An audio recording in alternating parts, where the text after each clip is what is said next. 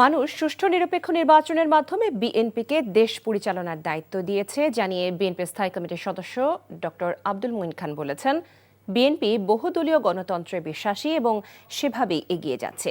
একদলীয় শাসনের ধ্যান ধারণায় বিএনপি বিশ্বাসী নয় জানিয়ে তিনি আরও বলেন, বিএনপি প্রতিহিংসার রাজনীতি করে না। সকালে জিয়া উদ্যানে শহীদ রাষ্ট্রপতি জিয়াউর রহমানের মাজারে ফুল দেওয়ার পর তিনি এই কথা বলেন।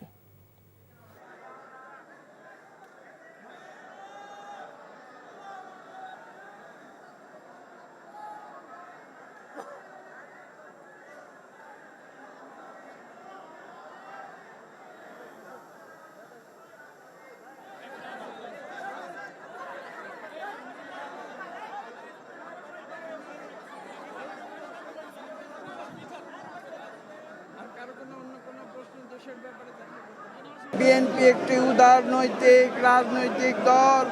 আমরা সবাইকে নিয়ে আমরা রাজনীতি করি। আমরা প্রতিহিংসার রাজনীতিতে বিশ্বাস করি না, যেটা আমাদের নেতা জনাব তারেক রহমান বারবার বলেছেন। তিনি আরো বলেছেন যে আমরা আইনের শাসনে বিশ্বাসী। বাংলাদেশের গণতন্ত্র আমরা বারবার ফিরিয়ে এনেছি। 5ই আগস্টের পর দায়ের হওয়া মামলায় অনেককে হয়রানি করার জন্য আসামি করা হয়েছে উল্লেখ করে স্বরাষ্ট্রমন্ত্রী সালাউদ্দিন আহমেদ বলেছেন, সেগুলো যাচাই বাছাই করে ব্যবস্থা নেওয়া হবে। সকালে সচিবালয়ে সাংবাদিকদের তিনি জানান, ফ্যাসিবাদী সরকারের সময়ে দায়ের হওয়া হয়রানিমূলক 12 শতাধিক মামলা প্রত্যাহার করা হচ্ছে। কিন্তু 5ই আগস্টের পরে যে সমস্ত মামলায় শয়ে শয়ে হাজারে হাজারে আসামি করা হয়েছে, এরকম কিছু মামলা আছে। ওখানে হয়রানির উদ্দেশ্যে বিভিন্ন হয়তো শত্রুতামূলক কিছু লোককে আসামি করা হয়েছে বিভিন্নভাবে, কিছু সুবিধাবাদী শ্রেণী, এরকম কিছু আমাদের নজরে এসছে। এগুলো যাচাই বাছাই করে আমরা ফাইন্ড আউট করবো, একটা বিহিত ব্যবস্থা করতে হবে। কারণ আইনের শাসন প্রতিষ্ঠা করতে হবে, আর মামলাবাজির মধ্য দিয়ে যদি কারো হয়রানি হয় তো সেটা আইনের শাসন হলো না।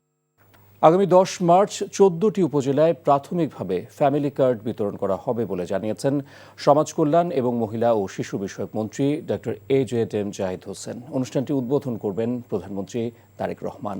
সকালে সচিবালয়ে সাংবাদিকদের কাছে কথা বলেন তিনি।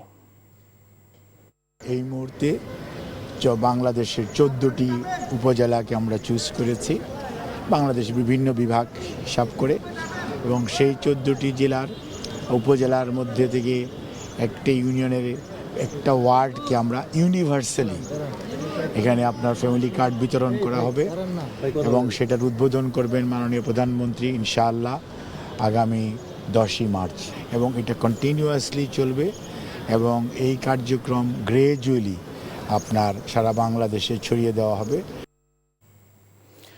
স্থানীয় সরকার নির্বাচন দলীয় প্রতীকে অনুষ্ঠিত হবে কিনা তা সংসদে নির্ধারণ করা হবে বলে জানিয়েছেন LGRD মন্ত্রী মির্জা ফখরুল ইসলাম আলমগীর। নবনিযুক্ত 6 সিটি কর্পোরেশনের প্রশাসকদের কাজে যোগদান শেষে সাংবাদিকদের প্রশ্নের জবাবে তিনি এই কথা জানান। সিটি কর্পোরেশনগুলোতে আমলাদের থেকে রাজনীতিবিদরা ভালো করবেন বলেই তাদের এসব পদে নিয়োগ দেওয়া হয়েছে বলেও জানান মির্জা ফখরুল। নজরানা চৌধুরীর রিপোর্ট। গত রোববার রাতে রাজধানী ঢাকার 2 সিটি কর্পোরেশন সহ দেশের মোট 6 সিটি কর্পোরেশনের প্রশাসক হিসেবে 6 রাজনীতিবিদকে নিয়োগ দেয় সরকার। মঙ্গলবার দুপুরে তারা LGRD মন্ত্রীর সাথে দেখা করে তাদের পদে যোগদান করেন। এ সময় 6 সিটির প্রশাসকরা মশক নিধন, যানজট নিয়ন্ত্রণ, রাস্তাঘাট মেরামত সহ তাদের উপর অর্পিত দায়িত্ব সর্বোচ্চ গুরুত্ব দিয়ে পালন করবেন বলে জানান। আমরা অন্তত চেষ্টা করব যে জনগণের যে সমস্ত অভাব অভিযোগ যেগুলো আছে সেগুলো আমাদের পর্যায়ে, যেগুলো সমাধান করার সেগুলো আমাদের পর্যায়ে করব, যেগুলো আমাদের পর্যায়ে সম্ভব না সেগুলো সরকারের কাছে আমরা তুলে ধরবো। ইদানিংকালে পত্রপত্রিকায় দেখছি, কালকে থেকে হয়তো আমরা আরও বেশি করে মশকের বিষয়ে আমরা পত্রিকায় দেখতে পাবো, কারণ আজকে আমরা দায়িত্ব নিয়েছি। সেই দায়িত্ববোধ থেকে আমরা চেষ্টা চালিয়ে যাব যে মশাকে নিয়ন্ত্রণ কিভাবে করা যায়। আমরা যেহেতু অফিসে বসিনি, আগামীকালকে ইনশাআল্লাহ অফিসিয়ালভাবে অফিসে বসে দ্রুত গতিতে এটাকে নিয়ন্ত্রণের মধ্যে নিয়ে আসার চেষ্টা করব। নগরবাসীকে সুন্দর সার্ভিস দেওয়া, এবং গত 18 মাসে যেটি সম্ভব হয় নাই, আসলে রাজনৈতিক নেতৃত্বই পারে জনগণের কাছাকাছি থেকেই জনগণের দুর্ভোগ লাগবে কাজ করতে। জনগণকে সেবা দেওয়ার ক্ষেত্রে আমলাদের থেকে রাজনীতিবিদরাই ভালো করবেন বলেই তাদেরকে এসব পদে নিয়োগ দেওয়া হয়েছে বলে জানান এলজিআরডি মন্ত্রী। যেসব স্থানীয় সরকার প্রতিষ্ঠানের মেয়াদ শেষ হয়েছে সেগুলোতে ধাপে ধাপে নির্বাচন দেওয়া হবে বলেও জানান তিনি। আমরা প্রশাসক নিয়োগ দিয়েছি, আপনার আগে ছিল সরকারি কর্মকর্তারা, সেখানে আমরা দিচ্ছি আপনার রাজনৈতিক ব্যক্তিদেরকে। আমরা মনে করছি যে রাজনৈতিক ব্যক্তিদের দিয়ে আমরা জনগণের সঙ্গে সম্পৃক্ততাটা বাড়বে, তাদের সমস্যাগুলোর সমাধান দ্রুত হবে। এটা হচ্ছে প্রথম কাজ। এবং যখনই একটা কর্পোরেশনের মেয়াদ যে বিষয়টা আসবে, গভর্নমেন্টের সিদ্ধান্ত যে ইলেকশন হবে, দলীয় প্রতীকে হবে নাকি আপনার দলীয় প্রতীকে হবে না, it will be decided in the parliament.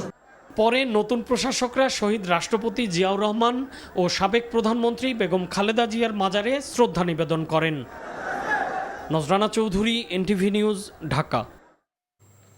প্রতিদ্বন্দ্বী প্রার্থীর মৃত্যুর কারণে স্থগিত হওয়া শেরপুর ৩ আসনে সাধারণ নির্বাচন এবং প্রধানমন্ত্রী তারেক রহমানের ছেড়ে দেওয়া বগুড়া ৬ আসনে উপনির্বাচন হবে আগামী ৯ এপ্রিল বলে জানিয়েছেন ইসি সচিব আক্তার আহমেদ। দুপুরে আগারগাঁওয়ে নির্বাচন ভবনে কমিশনের ব্রিফিংয়ে এসব কথা বলেন তিনি। শেরপুর ৩ আসনে পুনর্তফসিল এবং বগুড়া ৬ আসনে উপনির্বাচনের জন্য নতুন করে তফসিল ঘোষণা করেন তিনি। তফসিল অনুযায়ী মনোনয়নপত্র জমা ২রা মার্চ, বাছাই ৫ মার্চ, আপিল শুনানি করা হবে ৬ থেকে ১০ মার্চ, আপিল নিষ্পত্তি ১১ মার্চ, প্রত্যাহার ১৪ মার্চ, প্রতীক বরাদ্দ ১৫ মার্চ এবং ভোট গ্রহণ ৯ এপ্রিল।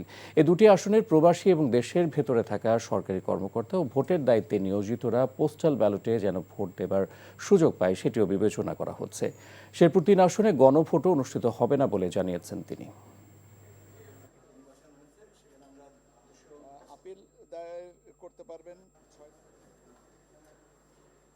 ৯ এপ্রিল আগামী বৃহস্পতিবার এই দুটো আসনের শেরপুর ৩ এবং বগুড়া ৬ এই দুটো আসনের ভোট গ্রহণ অনুষ্ঠিত হবে।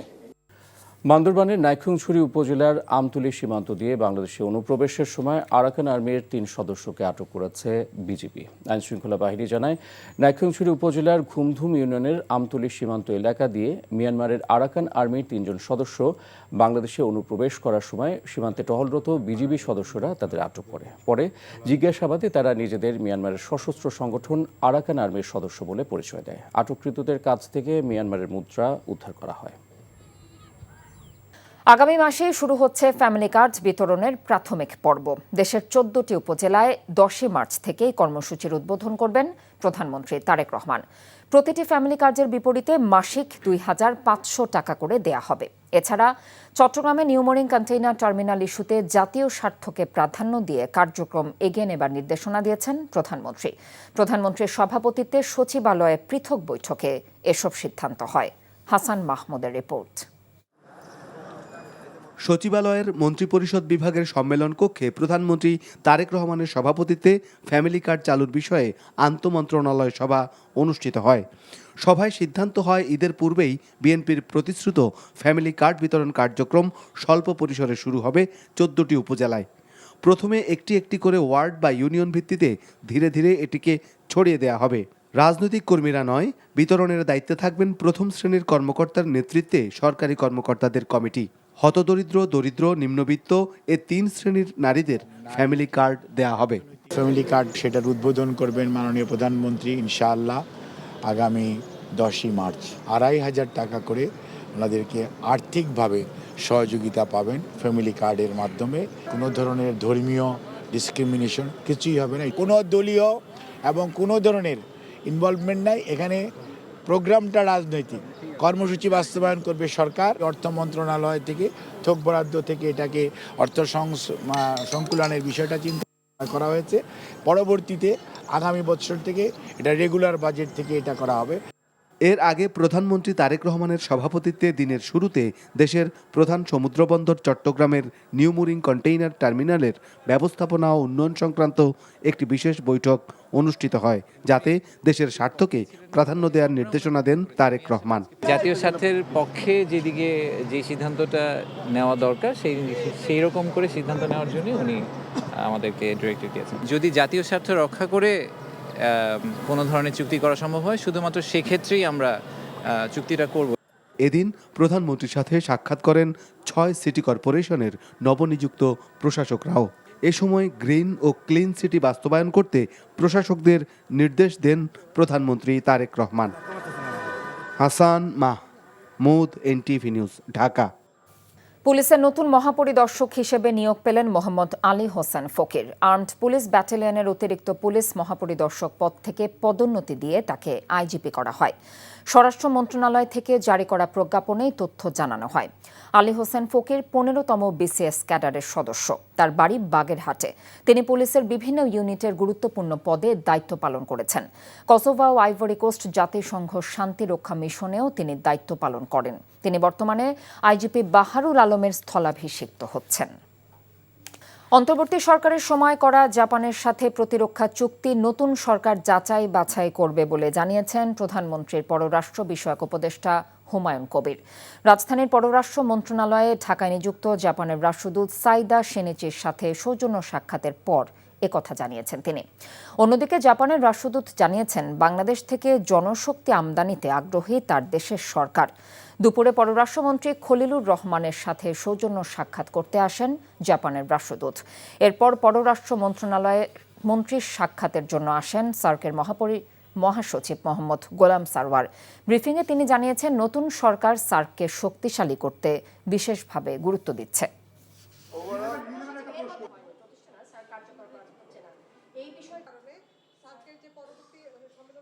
এটা তো আমরা যদি কখনো 100 কোটি মানুষের যে ভাগ্য উন্নয়ন, সার্কের বর্তমান যে কার্যক্রম এবং সার্ক বর্তমানে কোথায় দাঁড়িয়ে আছে, সার্ককে কিভাবে আরো গতিশীল করা যায় সেটি নিয়ে কথা হয়েছে।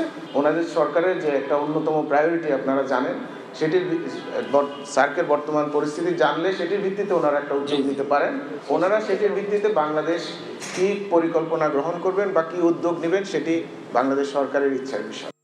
দেরিতে শুরু হলেও এবারের অমর একুশে বইমেলা সফল হবে বলে আশা করছেন বাংলা একাডেমির মহাপরিচালক অধ্যাপক মোহাম্মদ আজম।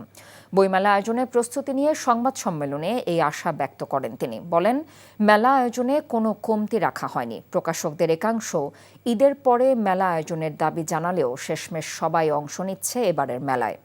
আয়োজকরা জানায়, এবার সোহরাওয়ার্দী উদ্যানে মুসল্লিদের জন্য তারাবি নামাজের ব্যবস্থা রাখা হয়েছে। মেলায় অংশ নিচ্ছে 549টি প্রকাশনী সংস্থা।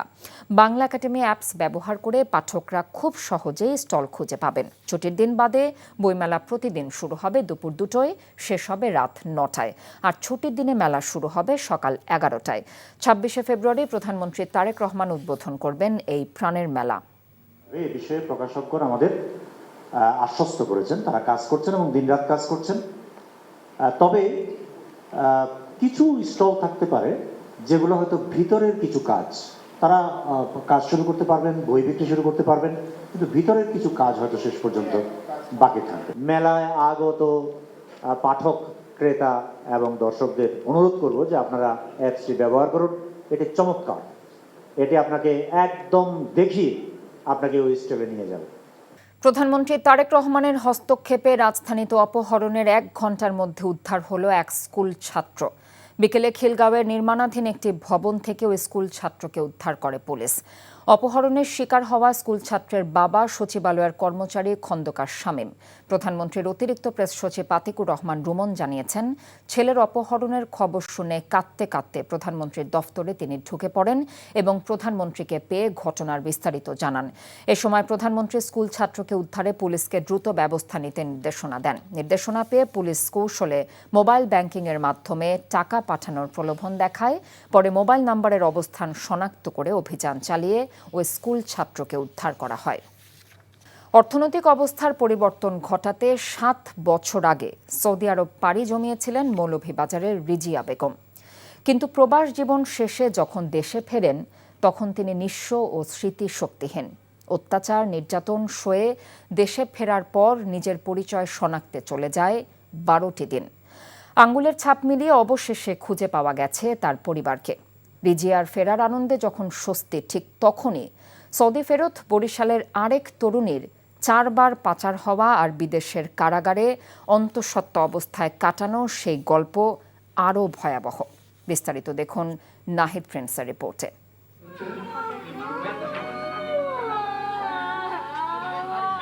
12টি নির্ঘুম রাত আর উৎকণ্ঠার পর মাকে ফিরে পাওয়া। কিন্তু এ কোন মা, সন্তানদের দেখে চিনতে পারছেন না। বড় মেয়েটি যখন মা বলে চিৎকার করে তাকে জড়িয়ে ধরল, রিজিয়া কেবল ফ্যালফ্যাল করে তাকিয়ে রইলেন। তার চোখ যেন পাথর হয়ে গেছে।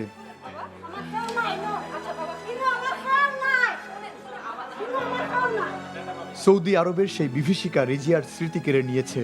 মানসিক ভারসাম্য হারিয়ে ফেলা এই জননী 7 বছর পর নিজের কলিজার টুকরোদের কাছে পেয়েও আনন্দটা উপভোগ করতে পারছেন না, বরং বিষাদের কালো ছায়া পুরো পরিবার জুড়ে। সন্তানদের বুক ফাটা কান্না আর আহাজারিতে ভারী হয়ে উঠেছে চারপাশ, কিন্তু মা রিজিয়া যেন এক জীবন্ত প্রতিমূর্তি। রিজিয়ার এই নির্বাক কান্নার পাশেই শোনা যাচ্ছে আরেক নারীর আর্তনাদ। বরিশালের এই তরুণী বছরখানেক আগে গিয়েছিলেন সৌদি আরব, কিন্তু 4 বার দালালদের হাত বদল পাশবিক নির্যাতনের পর বিদেশের কারাগারের অন্ধকার প্রকোষ্ঠে বসে বুঝতে পারেন তিনি অন্তঃসত্ত্বা।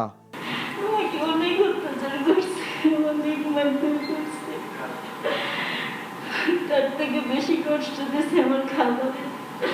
আমাকে সারাদিনও খাবার দিত না, শুধু একটা রুটি দিত কোনো রকম। সারাদিন রাত কাজ করাইতো, ঘুমাইতেও দিত না। এসব নির্যাতিত নারীদের পরিচয় শনাক্তের পাশাপাশি মানসিক শক্তি ফিরিয়ে দেওয়ার কাজ করছে ব্র্যাক লার্নিং সেন্টার। দূতাবাস কেন নিশ্চিত করলো না যে এই মেয়েটাকে কে তাকে টর্চার করলো? এইরকম অর্ধমিত অবস্থা ফেলে দেওয়াটা কি শেষ? আমি জানি না কত। হ্যাঁ, আমাদের আজকে এপিবি এর হয়তো মানবিক দেখে তারা পায়, পেয়ে আমাদের কাছে দেয়, আমরা হয়তো রাখি, তারপর করবো, কিন্তু এরকম কত ঘটনা। এবং এই দায়িত্ব কি সব ব্র্যাকের? এই যে এয়ারপোর্টে এরকম হবে, আমাদেরকে পাঠাবে, আমরা নিয়ে এসে রাখবো, এই রাষ্ট্রে কোনো দায় নাই।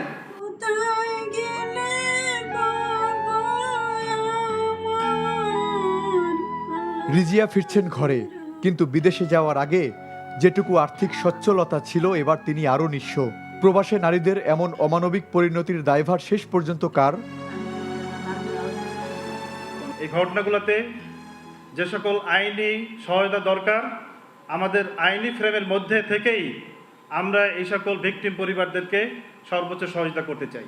অপরাধীদেরকে আইনের কাঠগড়ায় উপস্থাপনের জন্য পুলিশ ব্যুরো অফ ইনভেস্টিগেশন বদ্ধপরিকর। পাচারকারী আর দালালদের বিচার না হলে রিজিয়াদের মতো এই নারীদের দীর্ঘশ্বাস কোনোদিনও মুছবে না। Nahid Prince, NTV news, Dhaka. পোশাক শ্রমিকদের ঈদের আগে বেতন ভাতা প্রদানে সরকারের কাছে সহজ শর্তে 14,000 কোটি টাকা ঋণ চেয়েছে গার্মেন্টস মালিকদের সংগঠন বিজিএমইএ। রাজধানীর মতিঝিলে বাংলাদেশ ব্যাংক গভর্নরের সাথে বৈঠক শেষে কথা জানিয়েছেন বিজিএমইএর সহ সভাপতি শিহাবুদ্দৌজা চৌধুরী। দুপুর 2টায় সংগঠনটির একটি প্রতিনিধি দল বাংলাদেশ ব্যাংকে আসেন ব্যবসার পরিস্থিতি, রপ্তানির নগদ সহায়তা ছাড়করণ এবং ঋণের ব্যাপারে আলোচনার জন্য। বৈঠকের পর তারা জানান, রাজনৈতিক অস্থিরতা, নির্বাচন সহ নানান কারণে পোশাক শিল্প খাত স্থবির হয়েছিল, ফলে শ্রমিকদের বেতন ভাতা পরিশোধেও তারা সংকটে পড়েছেন।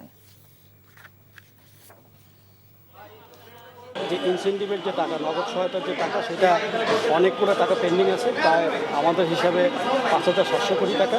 তো সেই টাকা ছাড় করার জন্য ঈদের আগে যাতে শ্রমিকদের বেতন বোনাস দিতে যাতে অসুবিধা না হয়, সেটা আমরা চেয়েছি ওনার কাছে। আর আমরা 2 মাসের একটা সফট লোন চেয়েছি। টোটাল আমাদের হিসাব অনুযায়ী 1 মাসের স্যালারি আসে 6.5 থেকে 7,000 কোটি টাকা। তো 2 মাসে 14,000 কোটি টাকার মতো লাগবে সফট লোন, সেটা আমরা ওই ফিগার মেনশন করেছি। সন্ধ্যার খবরে নিচ্ছে আরও একটি বিরতি, ফিরে এসে থাকছে। ইরানের সামরিক বাহিনীর হেলিকপ্টার বিধ্বস্ত। খেলাধুলাকে পেশা হিসেবে প্রতিষ্ঠিত করতে জাতীয় নারী ও পুরুষ ফুটবলারদের পারিশ্রমিক বেতন কাঠামোতে আনার সিদ্ধান্ত নিয়েছে যুবক ও ক্রীড়া মন্ত্রণালয়। বাফুফে নির্বাহী পর্ষদের সঙ্গে আলোচনার পর এই সিদ্ধান্ত জানিয়েছেন প্রতিমন্ত্রী আমিনুল হক। আন্তর্জাতিক মানের ফুটবল স্টেডিয়াম বাড়াতে চায় বাফুফে। কুশল ইয়াসেরের রিপোর্ট। মন্ত্রণালয়ের দায়িত্ব গ্রহণের পর এবার দেশের ফুটবলের সর্বোচ্চ সংস্থা বাফুফের কর্মকর্তাদের সঙ্গে বসলেন ক্রীড়া প্রতিমন্ত্রী। জাতীয় ক্রীড়া পরিষদের বোর্ডরুমে এই আলোচনায় আর্থিক বিষয়, অবকাঠামো ও পৃষ্ঠপোষক সংকট সহ নানা বিষয় উঠে আসে। ফুটবলারদের বেতন কাঠামো, বাৎসরিক ক্যালেন্ডার, স্থায়ী জেলা লীগ, মন্ত্রণালয়ের অধীনে কোচিং স্টাফদের সুবিধা প্রদান সহ বিষয়গুলো আলোচনায় প্রাধান্য পায়। আমরা চাই যে ফুটবলের ভিতর থেকে যারা বর্তমানে বাংলাদেশ দলকে রিপ্রেজেন্ট করছে, সেটা পুরুষ এবং মহিলা, আমাদের মেয়েদের ফুটবল, তো সবাইকে আমরা সেই বেতন কাঠামোর ভিতরে এনে আমরা তাদেরকে মাসিক এবং সরকারিভাবে আমাদের চুক্তিভিত্তিক স্থায়ী বেতন কাঠামোর ভিতরে আমরা আমাদের এই ফুটবলারদেরকে অন্তর্ভুক্ত করব। যারা ভবিষ্যতে বাংলাদেশ ফুটবল টিমে খেলতে চায় তাদের ভিতরে তারা অনেক বেশি উৎসাহিত হবে। এদিকে আন্তর্জাতিক মানের ফুটবল স্টেডিয়াম দীর্ঘদিনের চাওয়া বাফুফের। তাদের আশা নতুন সরকার সেটি বাস্তবায়ন করবে। এতটুকু আজকে আমরা একটি স্পষ্ট বার্তা পেয়েছি মাননীয় প্রতিমন্ত্রী মহোদয়ের কাছ থেকে যে আমরা যদি খেলাধুলার মধ্যে থাকি সরকারের পক্ষ থেকে সর্বোচ্চ সাপোর্ট আমরা পাবো ইনশাআল্লাহ। আমরা ডেফিনেটলি একটা ভালো এবং স্মুথ কোঅর্ডিনেশন করে সারা বছর ফুটবল সহ অন্যান্য সব খেলা যেন চলতে পারে সেই ব্যবস্থা করব। জেলা লেভেলে আমরা বলেছি যে সরকারের খাস জমি থেকে প্রতি জেলায় যদি একটা করে ফুটবল মাঠ দেওয়া যায়, 5-6 বিঘা জমি হলে একটা মাঠ করে ফেলা যায়, এটা উনি পজিটিভলি নিয়েছেন। আপাতত বাফুফের কাছে কমলাপুর, সিলেট ও চট্টগ্রাম স্টেডিয়াম চুক্তির মাধ্যমে হস্তান্তর করবে মন্ত্রণালয়। ফিফার অর্থায়নে এই 3 স্টেডিয়াম সংস্কার হবে। কুশল ইয়াসির, এনটিভি নিউজ, ঢাকা।